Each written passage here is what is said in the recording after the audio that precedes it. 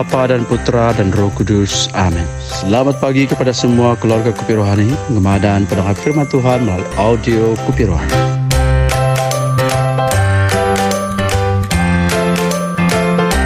Bersama kita selaku pembaca firman dan pemberenungan adalah Katekis Francis Ipit. Selamat mendengar.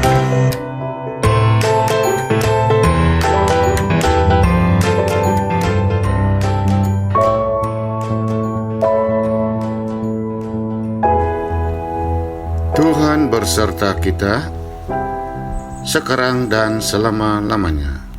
Inilah Injil suci menurut Matius. Dimuliakanlah Tuhan. Setelah Yesus tiba di daerah Kaisarea Filipi, ia bertanya kepada murid-muridnya, "Kata orang, siapakah anak manusia itu?" Jawab mereka, "Ada yang mengatakan Yohanes Pembaptis, ada juga yang mengatakan Ilya, dan ada pula yang mengatakan Yeremia atau salah seorang dari para nabi." Lalu Yesus bertanya kepada mereka, "Tetapi apa katamu, siapakah aku ini?" Maka jawab Simon Petrus, "Engkau adalah Mesias, Anak Allah yang hidup." Kata Yesus kepadanya, "Berbahagialah engkau Simon bin Yunus, sebab bukan manusia yang menyatakan itu kepadamu, melainkan Bapa-Ku yang di sorga. Dan aku pun berkata kepadamu, engkau adalah Petrus, dan di atas batu karang ini aku akan mendirikan jemaatku, dan alam maut tidak akan menguasainya. Kepadamu akan kuberikan kunci kerajaan surga. Apa yang kau ikat di dunia ini akan terikat di surga, dan apa yang kau lepaskan di dunia ini akan terlepas di surga." Lalu Yesus melarang murid-muridnya supaya jangan memberitahukan kepada siapapun bahwa ia Mesias. Sejak waktu itu Yesus mulai menyatakan kepada murid-muridnya bahwa ia harus pergi ke Yerusalem dan menanggung banyak penderitaan dari pihak tua-tua, imam-imam kepala, dan ahli-ahli Taurat, lalu dibunuh dan dibangkitkan pada hari ketiga. Tetapi Petrus menarik Yesus ke samping dan menegur dia. Katanya, "Tuhan, kiranya Allah menjauhkan hal itu sekali-kali takkan menimpa engkau." Maka Yesus berpaling dan berkata kepada Petrus, "Enyalah iblis, engkau suatu batu sandungan bagiku, sebab engkau bukan memikirkan apa yang dipikirkan Allah, melainkan apa yang difikirkan manusia." Demikianlah sabda Tuhan. Terpujilah Kristus.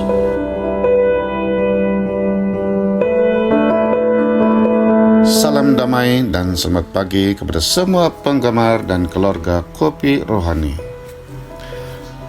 Menjadi Kristen itu bukan hanya karena kita seorang pengikut Kristus, melainkan juga karena kebenaran yang kita hidupi dan ketaatan kita terhadap apa yang diperintahkan oleh Yesus Kristus sendiri. Dengan kata lain, tidak mungkin kita seorang pengikut Kristus bila kita mengimani Kristus sebagai penyelamat kita, tetapi menolak untuk mentaati semua perintahnya. Hari ini kita merayakan perayaan wajib Santo Yohanes Maria Vianney. Santo Yohanes Maria Vianney adalah seorang imam atau padri yang hidup dengan penuh keimanan. Di dalam pewartaan Injil hari ini, kita mendengar pernyataan Yesus tentang gerejanya dan kepimpinan di dalamnya. "Engkau adalah Petrus, dan di atas batu karang ini aku akan mendirikan jemaatku, dan alam maut tidak akan menguasainya. Kepadamu akan kuberikan kunci kerajaan surga. Apa yang kau ikat di dunia ini akan terikat di surga, dan apa yang kau lepaskan di dunia ini akan terlepas di surga. Matius bab 16 ayat 18 hingga 19. Perkongsian penting untuk kita semua di pagi ini adalah Yesus hanya mendirikan satu gereja di dunia ini dan mahu agar semua orang menjadi anggotanya. Dan gereja itu sangat identik dengan gereja kita, yaitu gereja Katolik.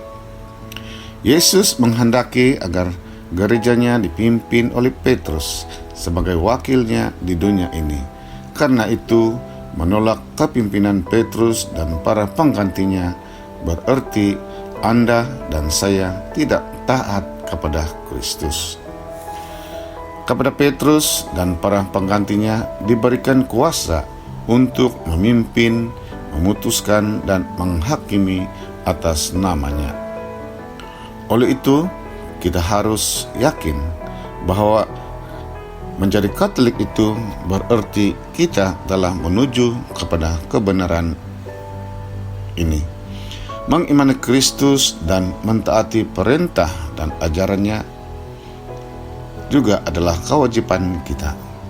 Di dalam Injil hari ini juga Yesus telah menyatakan kepada para muridnya bahwa ia harus ke Yerusalem, di mana ia akan menanggung banyak penderitaan dari pihak tua-tua, imam-imam kepala, dan ahli-ahli Taurat, lalu dibunuh dan dibangkitkan pada hari ketiga.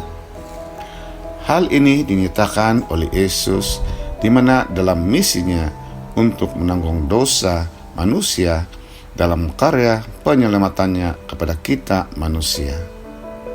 Semoga dengan teladan dan ketaatan Petrus dapat memberikan kita inspirasi dan kekuatan iman kita untuk terus mencari kebenaran akan ajaran dan perintah Yesus. Tuhan memberkati kita semua. Kemuliaan kepada Bapa, Putra, dan Roh Kudus, seperti pada permulaan, sekarang, selalu, dan sepanjang segala masa. Amin.